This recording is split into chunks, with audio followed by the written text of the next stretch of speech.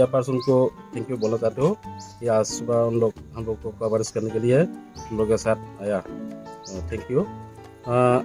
आज सुबह हम लोग जो रास्ते में जो हम लोग का भाई जो अंकल तो लाठी बेम्बो जो अपना फैमिली के लिए जो चलाने के लिए जो बिक्री करना चाहते हैं तो उन लोगों को थोड़ा हम लोग हेल्प किया।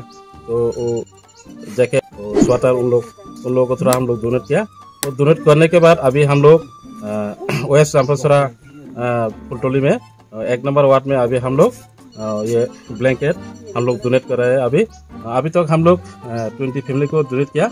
अभी लास्ट में जाकर हम लोग का एक बाइक को मिला जो वो अंडा है वो दिखाई नहीं दे रहे, तो उनको अभी हम लोग ब्लैंकेट डोनेट किया।